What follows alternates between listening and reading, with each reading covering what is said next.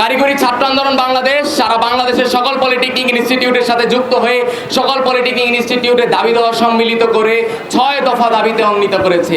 যে 6 দফা দাবি সম্পূর্ণ যৌক্তিক এবং এই 6 দফা দাবি বাস্তবায়ন হলে বর্তমানে কারিগরি সেক্টরের সকল সংকট ইনশাআল্লাহ দূর হয়ে যাবে। ছাত্র আন্দোলন বাংলাদেশের পক্ষ থেকে আমাদের যে 6 দফা যৌক্তিক যে দাবি আমি আবার পুনরায় বলছি, আপনারা একটু মনোযোগ এবং দৃষ্টি আকর্ষণ দেন এদিকে। আমাদের প্রথম দাবি 2021 সালে বিতর্কিত নিয়োগপ্রাপ্ত সকল ক্রাফট ইনস্ট্রাক্টরদেরকে কারিগরি অধিদপ্তর এবং সকল প্রতিষ্ঠান থেকে দ্রুত স্থানান্তর করতে হবে। আমাদের দ্বিতীয় দাবি ডিপ্লোমা ইঞ্জিনিয়ারিং কোর্স 4 বছর মেয়াদে নিশ্চিত করতে হবে এবং প্রতি সেমিস্টার পূর্ণ মেয়াদের 6 মাস করতে হবে। আমাদের তৃতীয় দাবি উপসহকারী প্রকৌশলী পদ 10ম গ্রেড ডিপ্লোমা ইঞ্জিনিয়ার ব্যতীত অন্য কেউ আবেদন করতে পারবেন না।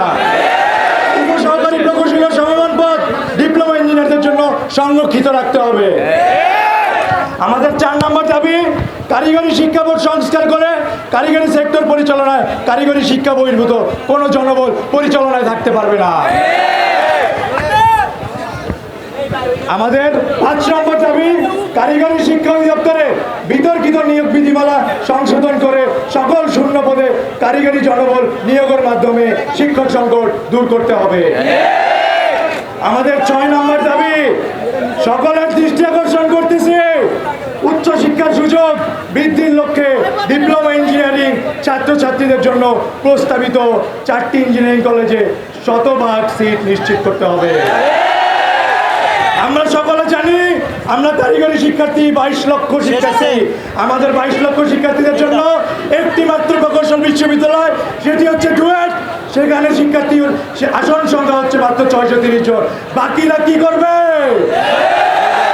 বাকিরা কোথায় যাবে? এই বৈষম্য কি আমরা চাই? স্বাধীন বাংলা এমন বৈষম্যের শিকার আর কেউ হয় নাই। আমরা কারিগরি শিক্ষার্থীরা যেই বৈষম্যের শিকার।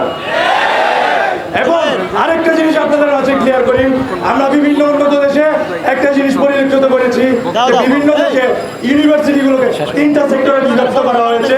আমাদের যে ইঞ্জিনিয়ারিং 4টি প্রস্তাবিত কলেজ নির্মাণাধীন যেটি রয়েছে, সেই 4টি ইঞ্জিনিয়ারিং ইনস্টিটিউট বা ইঞ্জিনিয়ারিং কলেজ এটি অ্যাপ্লাইড সায়েন্স ভিত্তিক হতে হবে এবং এটা আমাদের প্রধান উপদেষ্টা বরাবর আবেদন।